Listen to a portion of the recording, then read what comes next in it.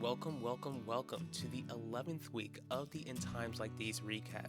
Now let's get into starting with Wanda Mitchell and her husband Udell, who are in the hospital waiting room as Yvette is being examined after accusing Max Russo of forcing himself on her, even though we know Yvette doesn't need to be examined because she lied. Since Wanda and Udell believe Yvette, they're troubled at the thought of failing to protect their child. When Yvette meets up with her parents, she thanks her parents for believing her lies. Max is being interrogated, and with Harley as his lawyer and Gianni at his side, he tells the detective everything, including having to reveal to his father Gianni that he did in fact hook up with Yvette. The detective tells Max that he'll let him go and that it's up to the district attorney's office to decide whether to charge him or not. When Max is released and he goes back to the Russo estate, he's forced to tell his family what happened between him and Yvette the night of the scholarship event. Seeing how troubled his family seems, Max is broken at the very thought that he had caused his family heartache. Wanda is approached by Ben Russo in her office, who is outraged that she has made half of Valley Park look at his younger brother Max as if he were a predator. Even though Ben goes on to explain to Wanda how Max offered to give her any information he overheard from Essidor and Alan and planted a bug in Essidor's room, Wanda still wants to see Max get punished for what Yvette claims he did to her. Ben threatens to take the bug out of Essidor's room, but Wanda isn't bothered, telling Ben that Elvira would be ashamed of him if she were alive today, making Ben angrily storm out of her office. Vanessa and Max run into one another, and she pretty much tells Max how she believes Yvette's lies, which crushes him. Max tries to convince Vanessa that he's innocent, but she doesn't buy it, especially since he had intercourse with Yvette after telling Vanessa that he took his conservative Catholic beliefs seriously. Vanessa goes on about how troubled she was, thinking that he would have harmed her if Max had the chance to be alone with Vanessa, remembering how he kept pursuing her when she kept telling him how disinterested she was. Max is adamant that he would never dare hurt Vanessa, but she can't bring herself to believe him, leaving Max heartbroken. JJ also believes Yvette's lies and he checks up on her. Yvette appreciates JJ checking up on her, but the voice in JJ's head keeps telling him that Yvette got what she deserved. He tries fighting off the voice in his head, and Yvette noticed that JJ seems to be struggling. Reluctantly, JJ tells Yvette how he feels like literal demons are haunting him, questioning why God won't answer his prayers to take the voices away. When Yvette tried to comfort JJ, the voice gets angry and JJ rushes off. Zeke approaches Yvette, telling her how they need to have a serious conversation. Zeke proceeds to ask Yvette if Max actually forced himself on her. Yvette tries to get out of this conversation quick by telling Zeke that she told the police all that they need to know and that she needs to go to class. Zeke doesn't let her go that easy, asking her if she would have accused him of forcing himself on her if they were caught doing nasty things. Yvette expresses how she would never accuse Zeke of anything and that it would be beneficial for him to believe her side of the story. The two walk away in separate directions, but Nichelle catches her boyfriend speaking with Yvette, who she sees as the school harlot. We'll discuss what craziness went on with the lovebirds later on in this video.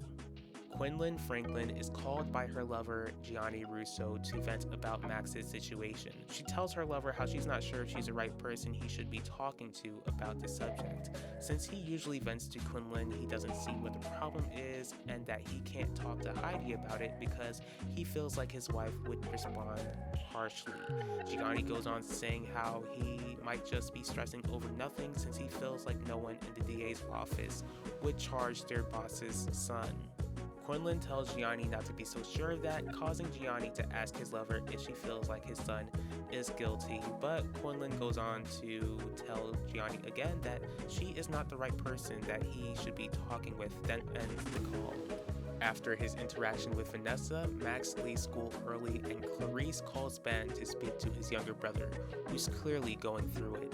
When Ben tries to see what is wrong, Max changes the subject, asking if he came to the estate to take the bug out of Essidor's room.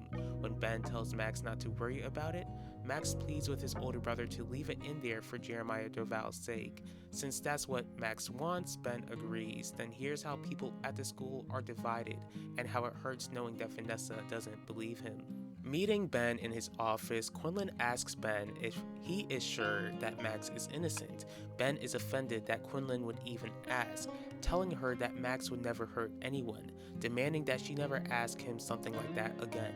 He goes on to tell Quinlan that he'll confront Terry about whether she was her great-grandparents' doctor. We'll discuss what Ben discovered at the hospital later.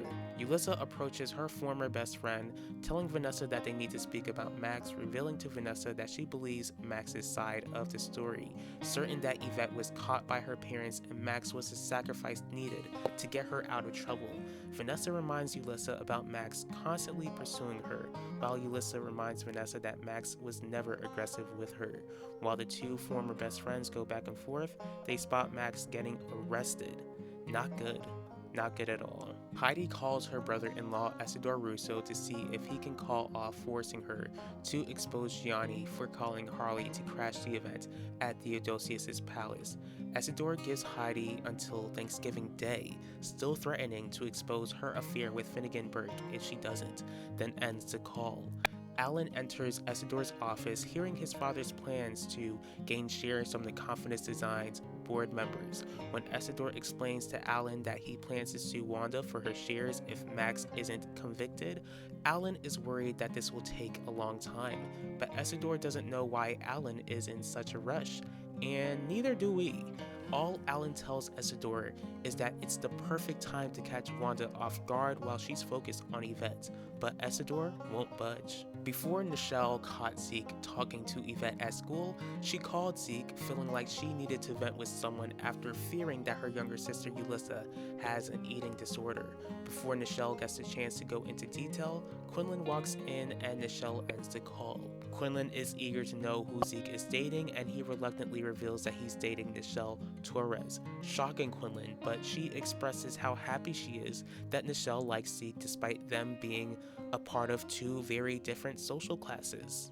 Nichelle approaches Zeke, telling him how she saw him speaking with Yvette after telling him not to speak with Yvette.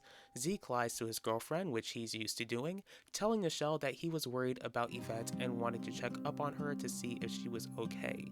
Nichelle buys the boy's lies, and all of a sudden, a cop shows up to the school asking Zeke to let her check his bag. Zeke isn't having it, but Nichelle, who has no idea of her boyfriend's nefarious deeds, tells him to do as the cop says. Reluctantly, Zeke hands the cop the bag, and when the cop searches through, she finds a good amount of illegal, let's say, medication and arrests Zeke for possessing it, shocking Nichelle in the process. Score! Another arrest during the school day. After an intense conversation with Quinlan about his younger brother Max's innocence, Ben arrives at the hospital and notices that Terry isn't inside of her office. Doing what any reasonable person would do, he searches through Terry's office, eventually uncovering his late Aunt Elvira's diary. Terry walks in and Ben demands to know why she's in possession of the diary. Ooh, Terry, you're in trouble. Keeve Burke, watching Vanessa in her room through his phone like a creeper, is interrupted by his mother Terry, who finds out that Keeve is no longer allowed at the Dorval house for the time being. Even though Terry doesn't understand why the Dorvals would make that decision, she tells her son that he might not be allowed at the house for the time being because of the lawsuit Jeremiah is going through. Keeve asks his mother if she thinks that Jeremiah is innocent. Since we know that Terry put the pause on Isidore, she clearly knows that Jeremiah is innocent, but can't bring herself to tell her son why Jeremiah is not guilty. Jeremiah expresses to his wife, Shelley, how relieved he is that he did what he could to keep Max away from Vanessa. Shelley reminds her husband that even though she doesn't know if Max is guilty or not, that he is innocent until proven guilty, and to not connect Max with his family's actions. She goes on to say how Jeremiah needs to prove to a court of his own innocence when it comes to Isidore's attack, encouraging her husband to trust that God will help truth to prevail in court. Jeremiah, Shelley, Raymond, and Udell show up to the courthouse. On the stand, Jeremiah tells Udell exactly what happened the day Essidor accused him of beating him up. Harley questions Jeremiah, trying to make it seem like he was guilty of what he was accused of, since she gets Jeremiah to admit that he wanted to put the pause on Essidor. As for Essidor, he lies on the stand after putting his hand on the Bible, telling the court that after he left Jeremiah's house, Jeremiah followed him and beat his behind. Udell begins to question Essidor's character, explaining to the court that Essidor has a lot of enemies due to his actions. When Harley speaks to Essidor on the stand, he claims that he didn't press charges on Jeremiah since he didn't want to take a man away from his family. But clearly, Essidor has no issue taking a family business away from a family. In the school bathroom, JJ hears the voice in his head telling him that his father will lose the lawsuit because of him and demanding that JJ runs away. JJ does just that, but where is he going? Can't get enough of the crazy world of In Times Like These? Then treat yourself to a binge watch of In Times Like These. Don't forget to like, comment, share, and subscribe. You're not ready for what's to come, but tune in anyways.